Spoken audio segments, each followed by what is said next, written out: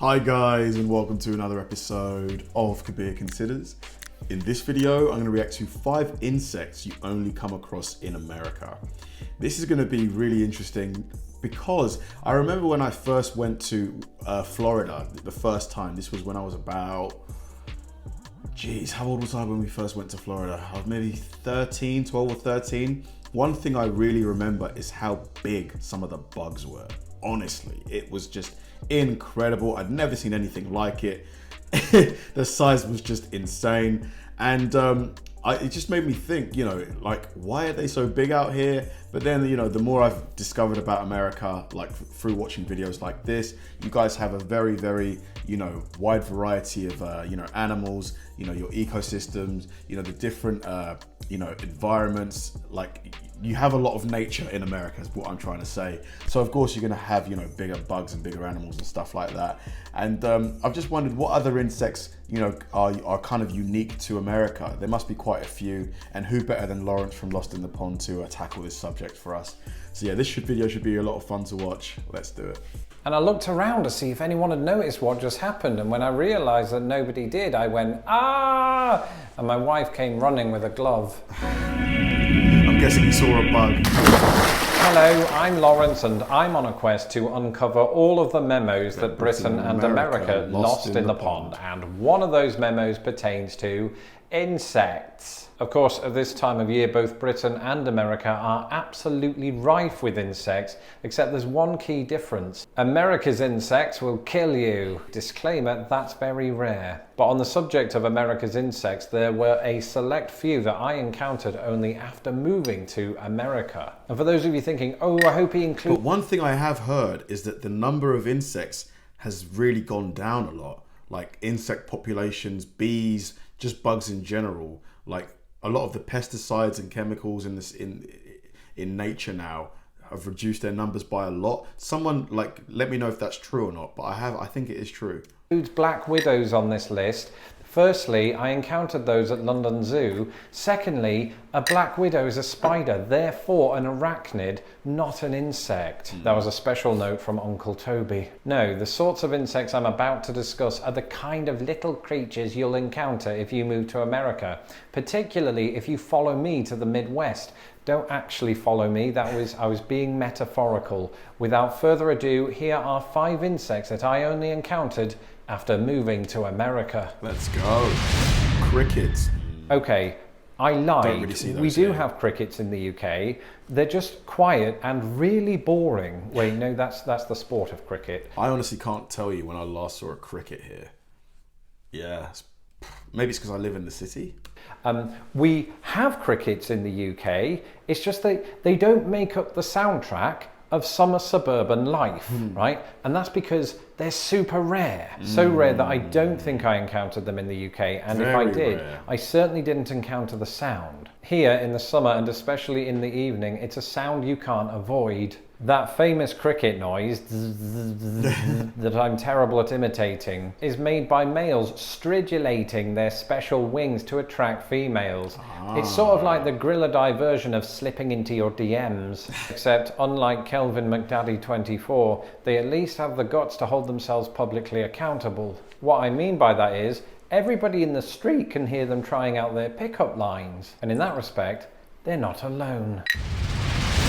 Cicadas? I must confess, Cicadas? in addition to not encountering cicadas before I moved to the United States, I hadn't even encountered the word. And I mean, to be fair, like here in London, the only insects you're really going to run into are the housefly, worms in the garden, ants, daddy longlegs.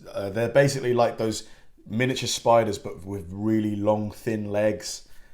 That's pretty much it. You're not going to really find a wide variety of bugs here. And that could unless you're like in a forest or something. Have been potentially problematic, especially if I was put in charge of naming kids. But cicadas are weird. Periodical cicadas don't turn up on an annual basis, but when they do, they show up in huge numbers, and this helps their population to survive predators, but it also makes for a surprisingly effective flash mob. This is particularly true of males who also break out into song, but but they're not auditioning for Les Mis. They're doing it to hit on females who, tragically, haven't discovered headphones. And this isn't even the freakiest thing about cicadas. Once they emerge from the ground, after 17 years, they shed their actual skin. 17 years? Really? I didn't realise insects lived that long.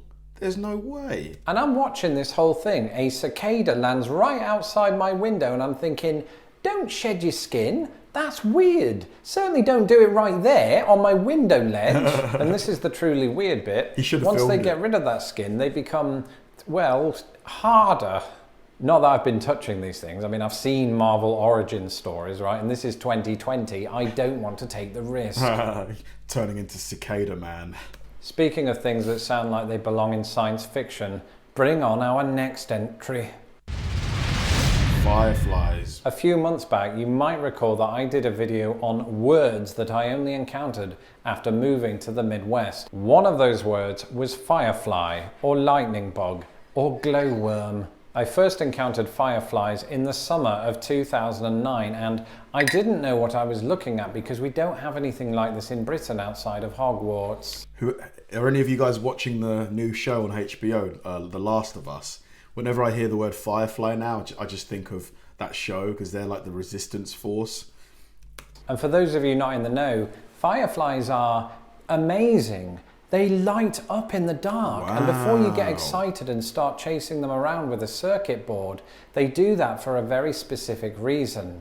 It's to attract the attention of a mate. So don't get too close, three's a crowd, but unlike with crickets and cicadas, this call to nature Don't third wheel a firefly. can come from both males and females. It's sort of like a bioluminescent version of Tinder. And when it comes down to it, they're probably my favourite insect in America. In fact, if I was on Tinder, I'd give a glowing review. I don't want to date a firefly, that's not my point here. Although I am more likely to swipe left/right, however Tinder works, on a firefly than I am on this. Oh mate, I hate Okay, let me mosquitoes. clarify. We do have mosquitoes in the UK. They're just evidently a different type that don't make your face look like you've just been in a fight with Lennox Lewis. Over the last few years of living in the United States, I've arrived at a conclusion. Mosquitoes are wankers. Let me take you back to the summer of 2009. I was a fresh-faced 27-year-old who knew nothing of these crazy American ways. I was just standing around outside in my sandals enjoying some really good barbecue food that somebody else had prepared when all of a sudden I got itchy feet. And you thought that was a metaphor, didn't you? Well, I actually got itchy feet because they'd just been bitten. And I looked down and underneath my plate of wings was an insect with wings. And I looked around to see if anyone had noticed what just happened. And when I realized that nobody did, I went, ah! And my wife came running with a glove. Man, when I lived in Lagos for just under a year when I was from the age of like 9 to 10, and when we first got there, the mosquitoes just wreaked havoc on me and my siblings. Our shins especially, shins and forearms are what they usually went for. Just the itchiness was awful, man. Just mosquitoes are just... do they provide any benefit to society, mosquitoes? Or are they just pure blood-sucking parasites? No, it's not that kind of problem. I think what happened was I was just bitten by a fly. And note my incredulity, because in Britain you don't often get bitten in an irritating way unless you jump into a swarm of midges. This was more pronounced than that, and while my wife was busy explaining to me that what had bitten me was a mosquito, it relocated its picnic up to my face. And this wasn't some lonesome mosquito, he invited a friend. Hiya, is that Sharon? You want to come over? I saved you some. Come to the buffet, it's all you can eat. Now, bear in mind, this was during my first year in the United States, so I couldn't get on Skype to my parents for a week in case they thought I'd been beaten up by a local gang. And as for the mosquitoes themselves, all I can think is they were trained centuries earlier to identify and maim the British. Stink bugs. Just imagine being the brown, marmorated stink bug.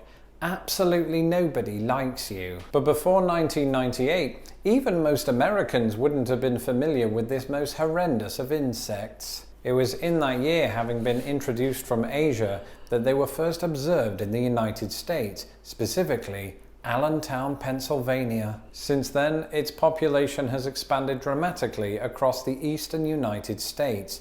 And that's where I come in. I'm not usually someone who's creeped out by insects, but when I first encountered one of these in my first American house, no less, I nearly myself. In hindsight, that was a slight overreaction. They're not that scary, but they were unlike anything I'd seen before in Britain. Actually, no, I take that back. They look like a woodlouse that's been chiseled. I was more freaked out when I discovered the following 2 facts about them. Firstly, you're more likely to find them on the surface of fruit than you are the inside of your house. For that is where they dwell, and because of that, they're an agricultural pest. But on top of that, as their name suggests, they have glands that let out a horrible odour. So for once, they're not trying to attract a mate, they're intending to repel. So it's both the opposite of sliding into your DMs and the prime example of it. Stink bugs. They might be brown, they might be green. However delectable they look, don't eat them. That's it for this episode of... Interesting list. I definitely hadn't seen any of those bugs before this video. Never seen any of them in the flesh. Just, it's to be expected. America's such a huge country with so many different, natural environments. You're bound to have a wider array of bugs than we do here. But I think it's weird. Like, if it is true that the number of insects has gone down dramatically, I don't know if that's a good thing, because obviously they make up a large part of the food chain for larger rodents and birds and fish and stuff like that. So it would affect the food chain if the number of bugs goes down quite a bit. So even though, most of us are grossed out by bugs, I do think they do serve quite an important purpose. Thanks for watching, guys, and I'll see you in the next one.